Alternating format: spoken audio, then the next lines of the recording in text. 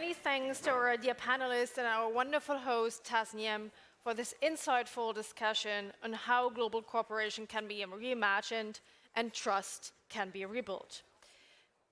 We now turn to a related but more focused conversation: Germany's role in international development cooperation at a time of mounting crisis and growing expectations. As financial constraints and domestic debate shape what's possible, the question of how Germany can maintain, but also adapt and innovate its partnership is becoming ever urgent. To explore these challenges, it is my pleasure to announce the upcoming panel, Between Crises and Commitment, Rethinking Germany's International Development Engagement, hosted by Gordon Rapinski, Executive Editor at POLITICO, who will moderate the interview with our Minister for Economic Cooperation and Development, Rem Alabali Radovan.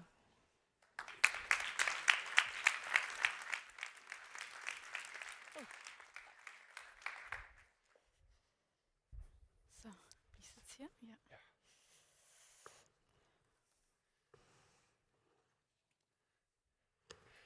Ja. Welcome everybody. Welcome Minister Alabali Radovan.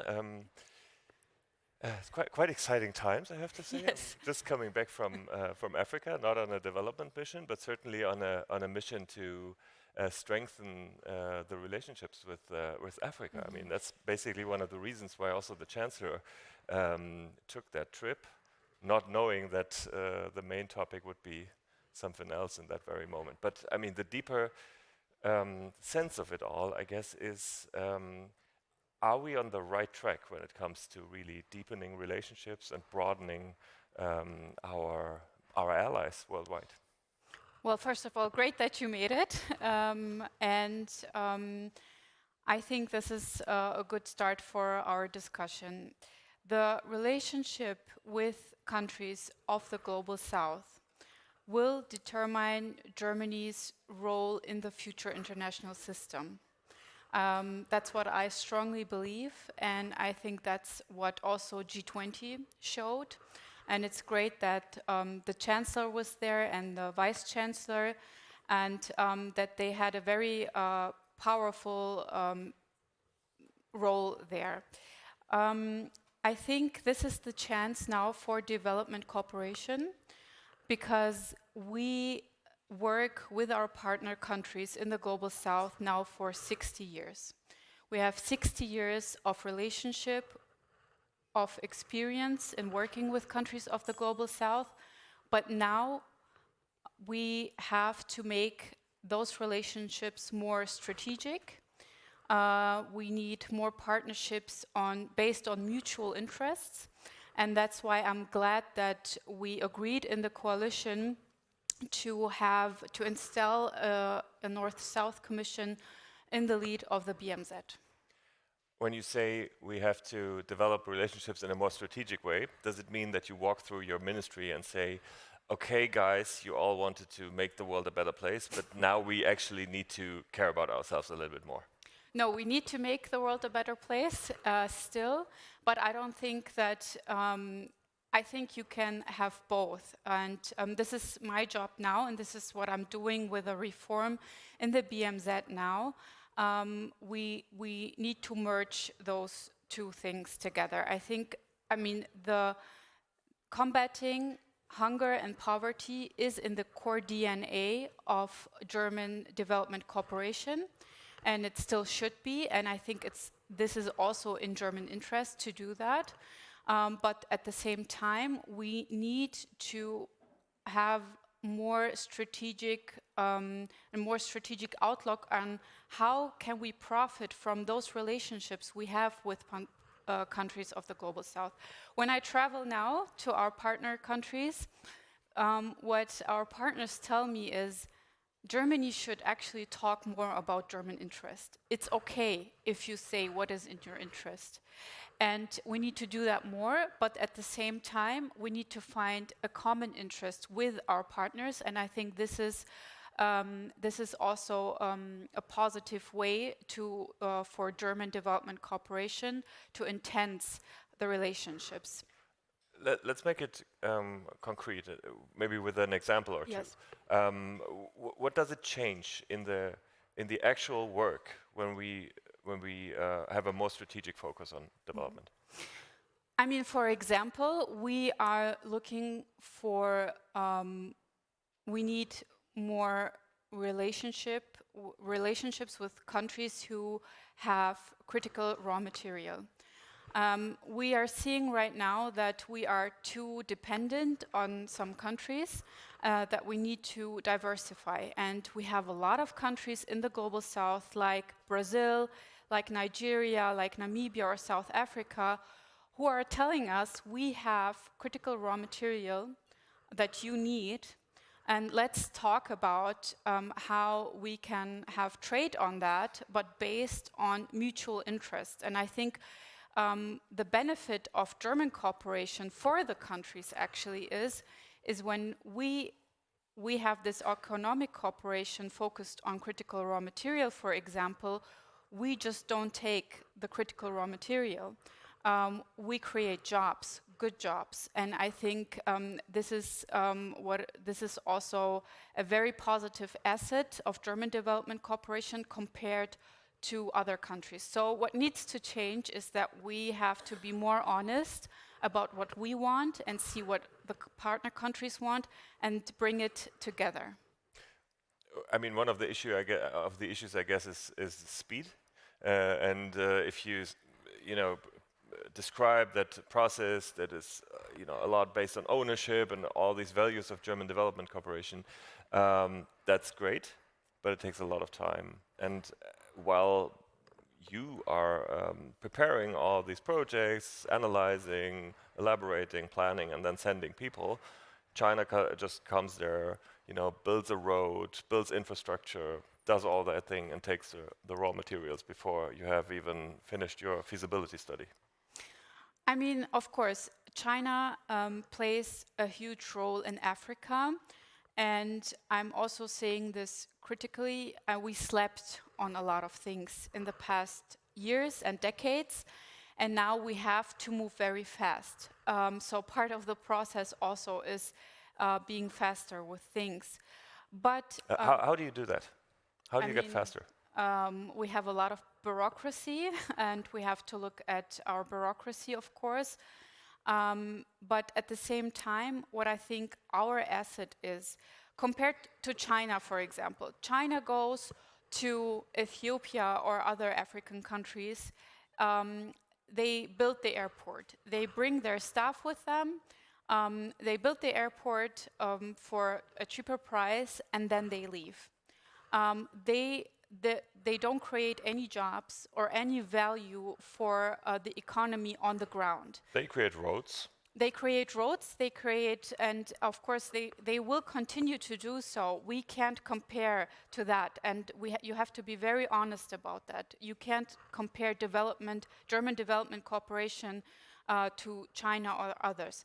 But the asset that we have and that our partner countries actually want is that you add value to local economy, that you create jobs, long-standing jobs, that it's sustainable.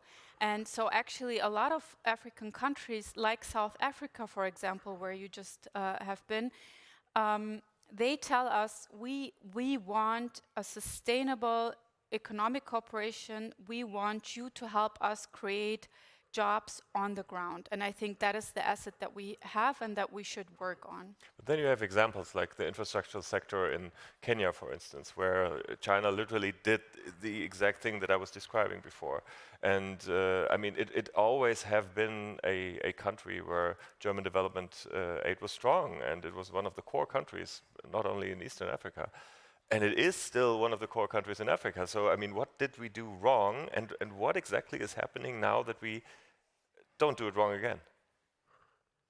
We need to have sustainable partnerships with our countries. And I think that we need to be, again, more honest about also our interests, German interests, and their interests. But you know what? One of the problems actually is, and I mean, development cooperation can't heal that, is that we actually don't have companies in Germany that can, for example, build a whole airport.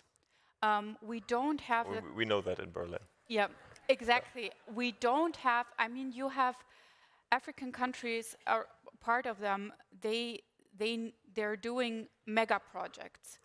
And we just don't have those companies anymore that can do that.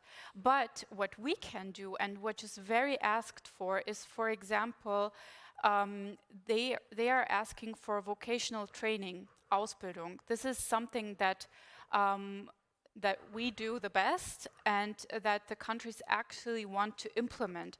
And so we need to be honest about what we can do and we cannot do. But at the same time, I'm working on a better economic cooperation and a better merge of economic cooperation and development cooperation. For example, we are inviting German businesses before we have negotiations with our partner countries like Ghana. We invite the German businesses so that they can tell us what they actually can do. And this helps us to understand better what we can actually provide and talk to Ghana. And this we are actually starting this right now. So now you're talking about a more strategic focus on development policy, and you also talk about more economic, business-focused policies. Now I wonder, if I think about a strategic approach, I would say, wait, isn't that actually what the foreign ministry should do? And when you talk about the business approach, I'm like, wait, isn't that part of the Ministry for Economics and Business? So the consequential question is, do we need your ministry? Yes, of course we need my ministry, and I think we will need it even more in the future, because we are, you know, the Ministry for Economic Cooperation and the Foreign Ministry, they, of course, I mean, we are one government, and of course there's a lot of things we work on together, and we have cooperation on that, but we are the ministry that focuses on the global south, and I think that this is exactly what we need now for Germany's role in the international system in the future. At the same time, we have development cooperation. So when I'm talking about economic cooperation, it's not about what the Ministry for Economic Cooperation is doing. It's more about how can German companies or European companies, it's not only about German, benefit more or be part of development cooperation. How can they be part of a sustainable development on the ground? Because we're seeing that less and less German and European companies are part of those projects. But that's pure investment strategy, isn't that? I want to create something sustainable wherever it is. Now you can say you support companies in their foreign investments in Africa or other continents. I still don't see why this shouldn't be part. I still want to challenge why this should be part of the Ministry for Economics. No. The interest of my ministry is not purely the interest of German businesses. This is, of course, part of the Ministry of Economic Cooperation. We are focusing on how can we assist our partner countries in development, and of course, economic cooperation is part of that. And now we're looking more at how can German companies be more part of it. I mean, for example, I was just in Brazil, in Sao Paulo, and I looked at a project that we're doing there with KfW. It's actually a great project. We are helping to build the metro station in Sao Paulo, and it's a win-win for everyone. It is, of course, part of development cooperation because it helps the climate. It helps the people because they can afford to travel. It's very cheap there. And at the same time, you have German companies like Siemens being part of this project. And it's a great example on how you can bring all of this together. But on the basis we are supporting the transition to a more climate-friendly system in Sao Paulo. You have to deal with the fact that the budget is not in your favor in the moment, not in anybody's favor, we could almost say, but particularly not in your favor. You have to work with $1 billion less funds this year and a couple of 100 millions less next year. How do you do that? I mean, it's... Where do you cut? It is hard. With a cut of more over 1 billion, I have to cut basically everywhere. So there is no field that I can just that I can keep going with the budget that we had before. So, but how do you do that? Do you look at the contracts and you say, oh, we need to extend that contract, we don't do that, and that happens a couple of 100 times, and then you more or less save that money, or do you say we really cut off a part of what was, core part maybe of the ministry before, of our policies before, but now we don't do this, and maybe we combine this with a strategic goal? So the challenge now was with the new elections and the budget still open for 2025 and the budget for 2026, everything happened very fast. So we had budget negotiations right after the start of the government. So one of my first meetings was right away on the budget. And honestly, of course, I couldn't have the knowledge on each project that we have. So what we had to do for 25 and 26 is actually have like a global cut, like 10% on everything. But now for 2027 is what we're doing now with our reform and strategic process is to look into what we can do and what we cannot do anymore. And we have to focus. And what I'm looking at is what are we doing with each country? And I think a lot of the countries in the Global South have different needs. When you take Brazil and South Africa and India and Indonesia, who are our partner countries, we're not working with them the same as we're doing with Sudan right now. So on the one hand, we have the crisis countries where we have crises, the countries we're doing reconstruction with, which is a focus, and then countries that we will tend to do more economic cooperation, like Brazil and India. So that will help us also with a budget. And this is what I'm working on right now, and you will see the results very soon. I'm excited. I'm also impressed. I know you are. I'm also impressed that you could just cut off 10% globally. I had to. That is interesting to ask whether those 10% could have been cut off earlier, maybe not in your responsibility, but before, or maybe this is a very painful step. I don't know. You will experience it, probably. Before I open up the floor, which I announce herewith, we do have a microphone somewhere. Oh, yes. Next round. I'm going to ask you one more question on one more field, which I think is a very hot topic currently, the future of Ukraine. Yes. I mean, we're basically waiting for, I was almost about to say a glass ball to give us the result of the negotiations between Washington, Moscow, and other capitals involved. But like, what is your take on that? Are you hopeful that whenever we reach a peace deal, we finally can start rebuilding Ukraine? Well, first of all, I think it is very important that the meeting in Geneva brought a bigger discussion with Europe also on the table, and that we are negotiating also on this peace plan. And of course, my job is, as I said, we are the Ministry of Reconstruction, and we are already intensely working with Ukraine since the start of the war and even before. The rebuilding of Ukraine will cost a lot of money. In the 200, 300, even up to, there's numbers up to 500 billion. And we are, of course, supporting, and we will remain supporting Ukraine. But we need public-private partnership to be part of that, because no public money in the world will be able to you won't be able to have this amount that is needed.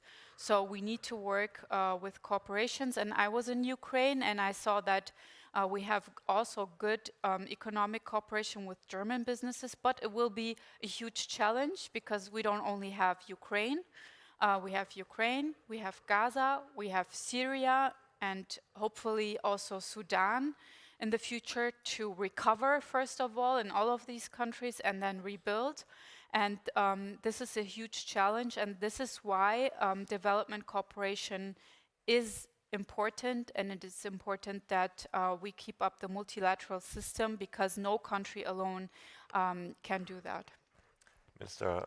Alabali Radwan, up to now, thank you so much. And we are, yes, please.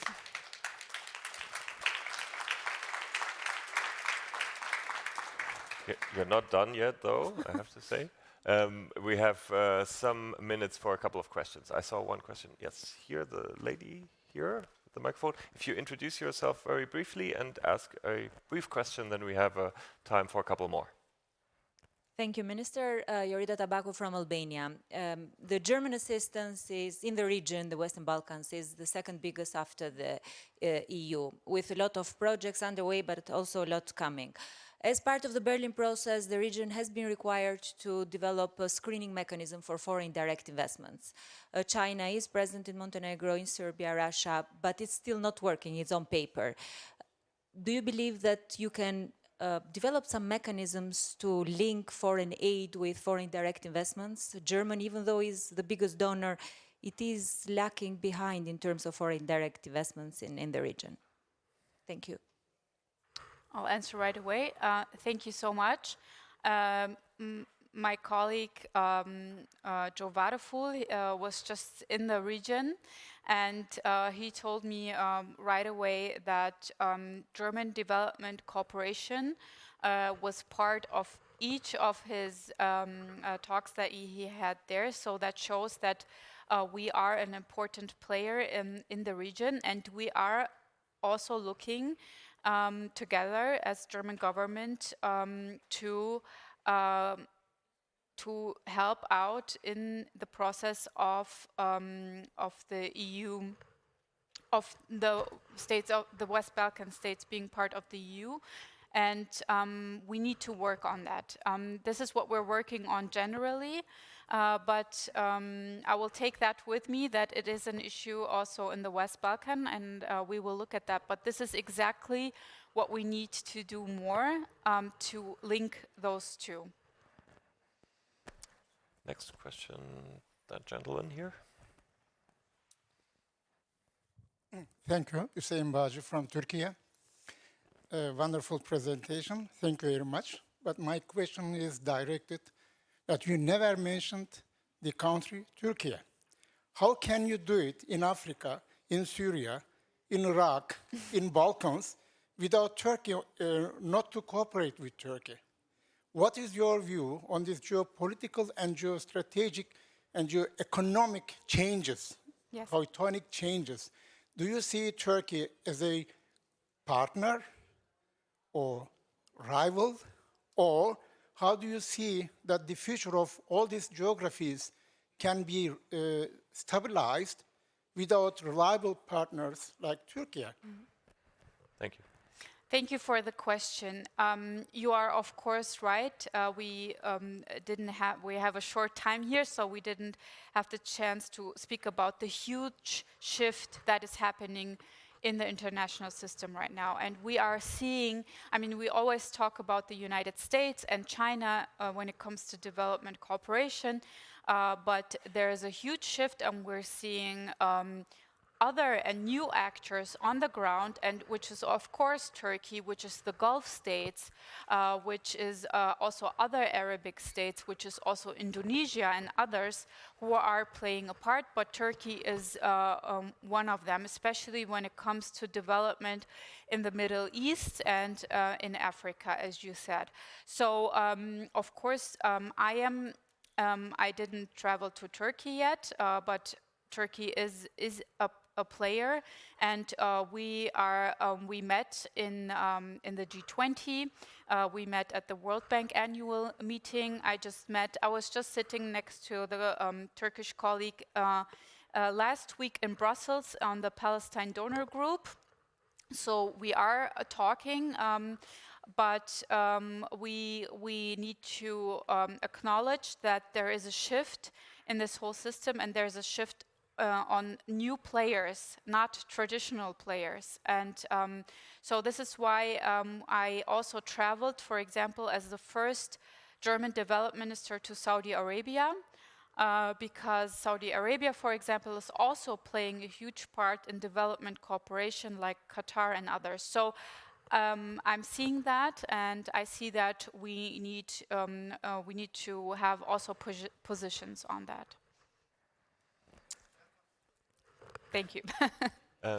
There's one more question. Frau Ministerin, Sie haben mich... Ja, natürlich. Ich bin Reinhard Lasker, ich bin Journalist.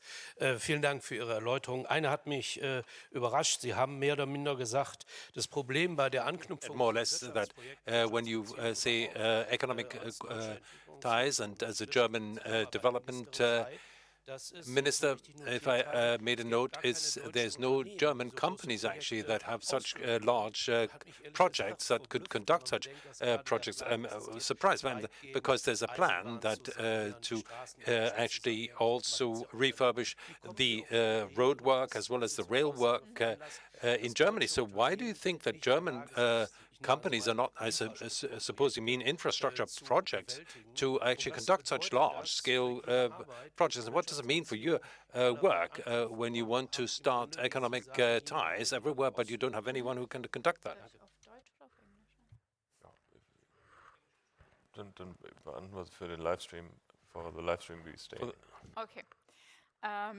Well, thank you for the question. That gives me the chance to precise what I said. What I'm saying is that we don't have German general companies, Generalunternehmen, who work internationally anymore on those huge projects. Of course, we have big German corporations like Siemens Energy, for example, who are part of infrastructure projects like in India or like in Brazil or in Ukraine. They are always a part of a project group. But we don't have those general companies like the French do, who can just by one company build the whole infrastructure. So we have more, even in Germany, we are, it's mostly a lot of companies working together. And what I'm saying is we need to be realistic on how we can compare ourselves to other countries. What can we provide with the German economy that we have, with the businesses that we have? What can they provide? And I think there's a huge chance. It's not about regretting that we don't have those companies anymore, but it's about looking at what can we do. And for example, renewable energy and transition to renewable energy. We have great German companies who can do that, who are experts on those fields, that are already working internationally, and we need to focus, in my opinion, we need to focus more on what we can do. And this is why I'm saying we, in the future, when we have negotiations with partner countries, we will first also talk to German corporations and see what they can do and see if that fits to what the countries need and bring that more together. I guess there would be more questions, but I feel like when I'm the moderator and the time is getting red, I think we have to find an end. So we're gonna do this now. Rem Alabali Radovan, thank you so much for answering a lot of very interesting and relevant questions for now. I guess we should do that conversation again in 1 or 2 years. Then we have more overview about your 27 budget, and and we can probably more clearly read your handwriting in the ministry. Thank you so much for now and up to now. Thank you.